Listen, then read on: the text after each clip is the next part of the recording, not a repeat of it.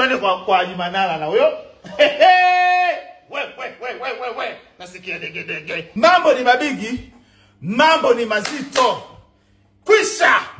Wameachana. Alichokiandika Zai humo ndani. Cha ukweli chote.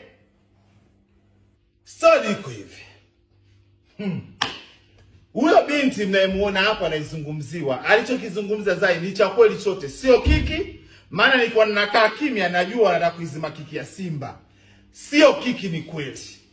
Nimepigiwa simu, nilikuwa nimelala. Sasa hivi jamani, huyo aliyekuwa hapo, aliandikwa hapo ni mdogo wake na Zai. Yaani huyo binti ana miaka 17, anamuita Zai shangazi. Mama yake anaishi London, kama sio London si USA, anaishi nje ya nchi. Kweli nakumbuka Mai alisemaga kwamba Zai aliondokaga wiki moja kwenye harusi ya Hamisa, aliondoka. Ni kweli, Zai aliondoka. Zai kavumilia mengi. Zai mama nyanyaso mengi unaambiwa.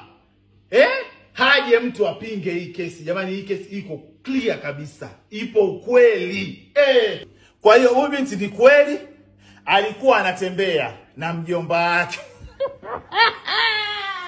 Katembea na mjomba, unaambiwa ndani mtoto kaanza jeuri, kaanza kupiga vikumbo Zailisa, kaanza kumjeulia Zailisa. Zailisa kavumilia mengi. Leo Zailisa watu najiuliza mbona juzi walikuwa wote.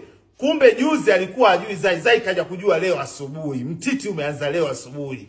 Zai mambo amemfika hapa ndo kalimwaga shuzi. Jamani, ndo hakuna, wameachana kweli. Kesi ilitoka, ilifika kwa mkubwa mmoja.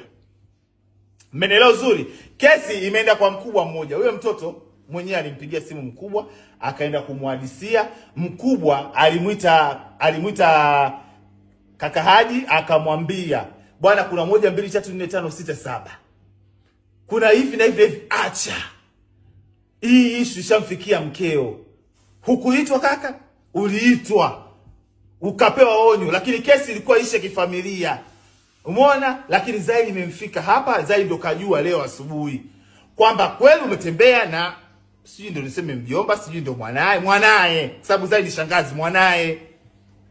Ulikuwa tu dereva anamchukua mara Slipway, mara Sikif, mara wapi mnaonana juu kwa juu.